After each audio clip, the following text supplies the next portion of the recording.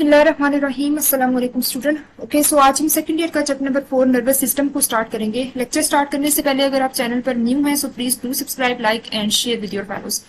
Okay, so सबसे पहले बात करते हैं नर्वस सिस्टम की। सो नर्वस सिस्टम आपकी बॉडी का एक ऐसा सिस्टम है जो आपकी बॉडी की ओवरऑल एक्टिविटीज को कंट्रोल करता है।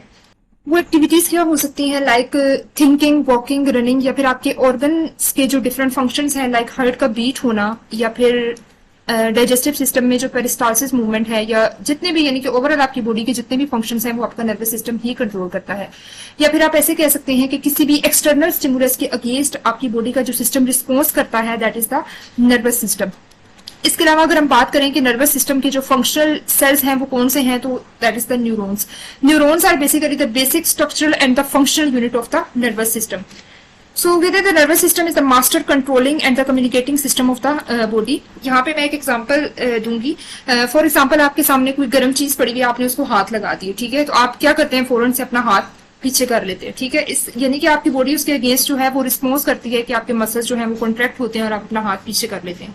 सो इसके पीछे मैकेनिज्म क्या होता है, जैसे ही आपने गर्म चीज को हाथ लगाया, आपके सेंसरी न्यूरॉन्स ने क्या किया, उस चीज को सेंस किया, ठीक है। सेंसरी न्यूरॉन्स के थ्रू आपका मैसेज जाता है आपके ब्रेन की तरफ, यानी कि आपके नर्वस सिस्टम की तरफ जाता है, ठीक है। नर्वस सिस्टम के अंदर प्रेजेंट होती है इंटर न्यूरॉन्स। इंटर न्यूरॉन्स के अंदर क्या होती है, उस मैसेज की प्रोसेसिंग होती है, ठीक है, और एक रिस्पॉन्स जनरेट होता है जो कि मोटर न्यूरॉन्स के थ्रू अगेंस्ट आपके मसल्स की तरफ आता है, ठीक है। अब आपने हाथ लगाया तो ऑब्वियसली आपके मसल्स ने जो है वो उसके अगेंस्ट रिस्पॉन्स करना है, तो आपके पास जो रिस्पॉन्ड आएगा वो किसके पास आएगा, मसल्स के पास आएगा, ठीक है। मोटर न्यूरॉन्स के थ्रू आपके पास रिस्पॉन्स आया मसल्स की तरफ, और आपके मसल्स ने क्या किया, कॉन्ट्रैक्ट किया, यानी कि आपने हाथ फौरन से पीछे कर लिया।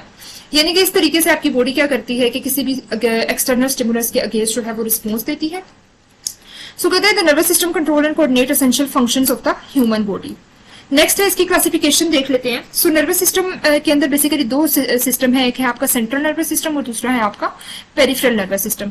सेंट्रल नर्वस सिस्टम जैसा कि नाम जाहिर कर रहा है कि आपकी बॉडी के जो एग्जैक्टली सेंटर में प्रेजेंट होगा। सेंटर में आपके पास ब्रेन प्रेजेंट है और दूसरा आपका स्पाइनल कॉर्ड प्रेजेंट है, ठीक है। सो सेंट्रल नर्वस सिस्टम में आपके दो आते हैं, एक आता है आपका ब्रेन और दूसरा आता है आपका स्पाइनल कॉर्ड। उसके बाद बात करते हैं पेरिफेरल नर्वस सिस्टम की। सो पेरिफेरल नर्वस सिस्टम में आपके पास तमाम नर्व्स आती हैं जो कि ब्रेन से निकल रही होती हैं और जो निकल रही होती हैं आपके स्पाइनल कॉर्ड से, ठीक है। यानी कि जितनी भी नर्व ब्रेन और स्पाइनल कॉर्ड से निकल रही होती हैं तो वो सारी की सारी आपके पास किधर आती हैं, पेरिफेरल नर्वस सिस्टम में आती हैं। सो जो आपके पास ब्रेन से नर्व निकलती हैं उन नर्व्स को हम क्रेनियल नर्व्स का नाम देते हैं, और जो आपके पास स्पाइनल कॉर्ड से निकलती हैं उनको हम स्पाइनल नर्व्स का नाम देते हैं, ठीक है।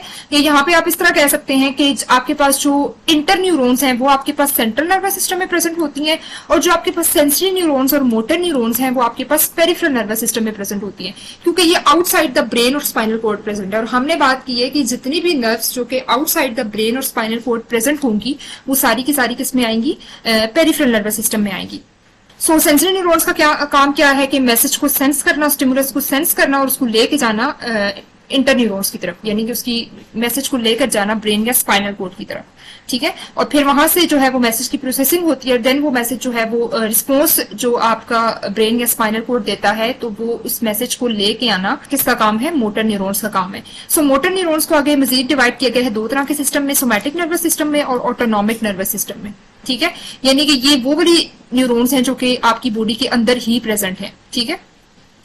या फिर आप ऐसे कह सकते हैं कि मोटर न्यूरॉन्स के अंदर आपकी जो है वो क्रेनियल और स्पाइनल नर्व्स ही आती हैं।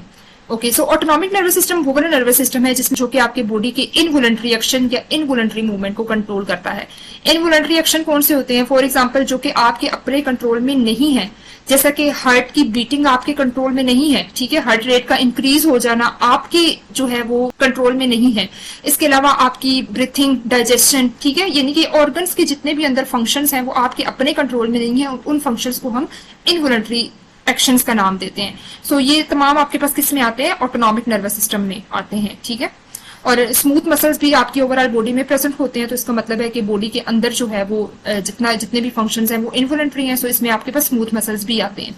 इसके बाद बात करते हैं सोमैटिक नर्वस सिस्टम की। सोमैटिक नर्वस सिस्टम एक ऐसा नर्वस सिस्टम है जो कि आपकी बॉडी के वॉलंटरी मूवमेंट को कंट्रोल करता है। वॉलंटरी मूवमेंट का मतलब है कि फॉर एग्जाम्पल आपका चलना फिरना, ठीक है, जैसे मैंने एग्जाम्पल दी थी कि आप किसी गर्म चीज को हाथ लगाते हैं तो आप अपनी मर्जी से हाथ पीछे करते हैं फौरन, ठीक है, यानी कि ये स्केलेटल मसल्स जो आपके इन्वॉल्व हैं आपके बाजू के अंदर, ठीक, ये आपके अपने कंट्रोल में है। सो हम कह सकते हैं कि स्केलेटल मसल्स जो होते हैं वो वॉलंटरी मूवमेंट को शो करते हैं, और वॉलंटरी मूवमेंट किसके अंदर आती है, सोमैटिक नर्वस सिस्टम के अंदर आती है।